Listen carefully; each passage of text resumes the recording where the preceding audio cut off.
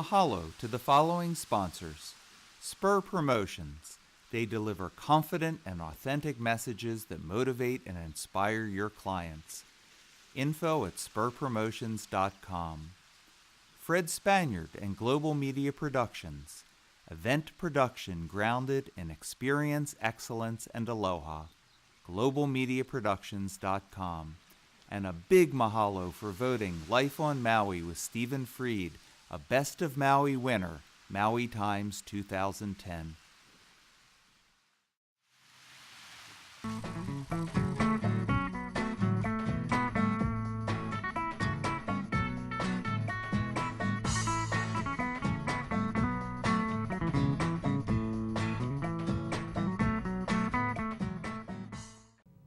Welcome to Life on Maui. I'm your host, Stephen Freid. Our guest for today is the president of the Earth Foundation, Corey C.T. Ryder. Earth Foundation has helped protect significant land areas in Hawaii and was responsible for bringing the Academy Award-winning documentary, The Cove, to Hawaii as well. There are many other wonderful projects, and we'll be talking with him about them today. Welcome to the show, Corey. Oh, it's nice to see you, Steve. Thank you for inviting me on. My pleasure, really. I've been talking about having you on for 6 months, so I'm glad to finally have you here. Thank you, Matt. Talk about your involvement with the Cove here and abroad, specifically the opening in Japan. You know, we were so fortunate to be able to bring the Cove to Hawaii for a start. And we were very surprised because we were only going to bring it to Hawaii for 1 week. But we got so many people that decided to come, it was able to stay here for 3 weeks. And my buddy that had called me up initially to promote the Cove here in Hawaii, Michael Bailey, he gave me a call in September, and he says... Is that Michael Bailey from Greenpeace? Absolutely. Yeah. Absolutely, mm-hmm. Yeah. Michael was actually one of the co-founders of Greenpeace. He and I go way back 20 years. Mm-hmm. So anyhow, Michael gives me a call, and he says, Corey, we're going to be showing the Cove in Japan. That got me very excited. I said, really? And he said, yeah, we're having to fight for it. The Tokyo International Film Festival, the director of it doesn't want to have the Cove shown in Japan and doesn't want to have it shown at the film festival, and there's a lot of opposition to it, but we're going to fight for it and see if we can do it. And so what happened was they had a international email deluge onto the director of the Tokyo International Film Festival demanding that the Cove be shown, and then a couple Hollywood heavyweights like Ben Stiller and whoever got on him too, and they finally relented and allowed the Cove to be shown. It was shown on October 21st, 2009. So I had never been to Japan and always had wanted to go, and that was what really made me decide to make the move. So I stayed in contact with Bailey, and he said, okay, come on over and I'll get you a hotel, the whole bit. So I ended up in room 412, he was in 413, this little dinky hotel in Shinjuku district of Tokyo. It was really interesting. And I remember walking into my room, and it was the size, it was about 10 feet square. I've never seen anything so small. It's like a matchbox. I come walking on in there. I started laughing immediately, and that started the whole adventure. So we worked it out. I got it there about a week ahead, and I teamed up with him on doing the promotion for the Cove in Japan. He had been doing it for a month, and he'd lined up so many great media to follow this thing. Actually, when the Cove played in the Tokyo International Film Festival, we had taken, I had a friend with me, she and I, and Michael and David Kubiak, there were 4 of us. We're rushing through the subway system in Tokyo, which is just an insane situation anyhow.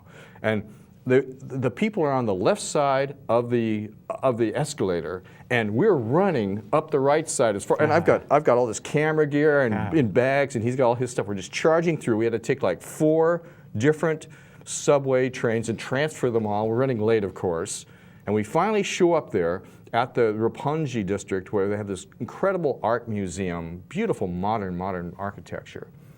And we show up there, we walk upstairs, and there are hundreds of people waiting outside, and they all cry, "Michael, Michael," because he's the guy. He's the lead promoter. And they all want tickets. Everybody's screaming for tickets because there's only going to be 1 playing of the Cove, and they wouldn't even list it in the Tokyo International Film Festival program. And what is it that was so controversial about the Cove? Why was it controversial like that? Well, you know, Japan has this 400-year history of whales being food for them on occasions, for some of the people, not for a lot of people, but for some of the people. And even fewer people will eat dolphin. But see, what happened was Flipper, the TV series, was such a smashing global success as a television series that everybody in the world wanted their best friend to become a dolphin. And the whole world went Flipper nuts. And it created a multi-billion-dollar industry in dolphin entertainment. So, you know, the hotels all over the world, I want a dolphin in my pool, and a SeaWorld and Marineland and all these aquariums all over. Oh, we got to have a dolphin, you know. And the people want to climb into the pool and swim with the dolphin, and the hotels make money off doing that and all. Problem is, dolphins hate that stuff. They have radar. They have a sonic, and it bounces off concrete, drives them crazy. So anyhow, in Japan, they decided they can make a lot of money selling dolphins. And Taiji, Japan, T-A-I-J-I, Taiji, Japan, this little seaside town, would be very foremost in helping to capture dolphins. And every year they would capture about 1,700 of the 23,000 dolphins. 1,700 dolphins they would capture, and most of them they would end up killing. Is Taiji the town that the Cove was shot in? Yes. A lot of it was shot there. Okay. And Japan has had a kind of a bad rep for killing maybe up to 23,000 dolphins a year. 1,750 of them or so are killed in Taiji. What happens is there's this part of Taiji where there's this big cove hidden away and very carefully protected so nobody can really see what's happening there. And they go out, the fishermen go out there, the guys that get the dolphins, specialize the dolphins, in off-season they go for whales. They go out there in these boats and they have these pipes, they're whamming these pipes, and it makes this horrible noise because a whole school of dolphin will go by. They'll go out there around the school, these pipes, and they'll herd them into the cove, and then they'll fasten this big fence across it. And that's shown in the movie. That is shown towards the end. Toward the end. I must tell you, The Cove is actually a great mystery spy thriller, James Bond quality, real life. Oh, yeah. And there's only 5 minutes of it really that are violent. The last, about an hour into the movie, it's about a 5-minute piece. So I always tell people, hey, take a walk, come back and see it. But let me just... Well, obviously the Academy thought highly of it. They did. Yeah. So what happens is, Taiji, of course, wants to sell the dolphins, and the dolphins sell for $150,000 a piece if they're flipper quality. Oh my! And there's only a very few that are flipper quality. And so what they'll do is people from around the world that work in the marine lands and the SeaWorlds and all that, the actual dolphin trainers will come to Taiji, and they will they'll look at the dolphins that they have captured over a 3-month period, and they will check them out and they'll buy the ones that they want, and the rest are slaughtered at $600 per dolphin for the meat. And what they've been doing is, dolphins are, of course, are fairly high in the food chain, so they have a very high mercury content in them, which is, you know, mercury is the last thing in the world you want to have in your system. So there's been a scandal of the fact that for a while they were selling dolphin meat to the school system across Japan, and the kids were taking this in. So that's all part of why the Cove has been controversial. And I'm sure it's very sensitive because in Japan they go back a long way with this. And for us, we see dolphins and it's flipper. You founded Earth Foundation in 1997 with your wife, Lisa. What was it that motivated you to want to start Earth Foundation?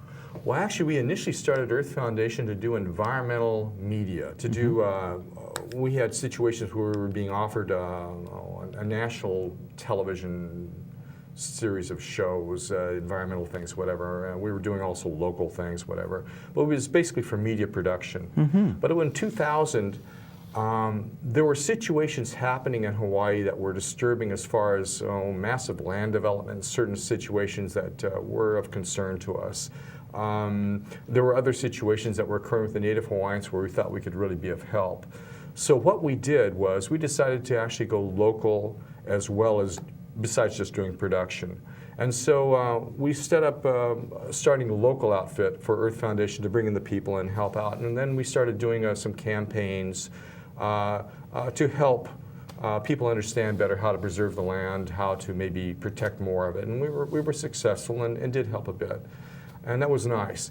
And then as it progressed, if you look at our website, ef123.org, you'll notice that half the website is dedicated to Native Hawaiians and understanding what's been happening with them and how to possibly help the situation here. I think maybe the #1 situation really that could use correcting, that would really most change Hawaii, would be to finally resolve the Native Hawaiian situation, resolve everything, have a settlement.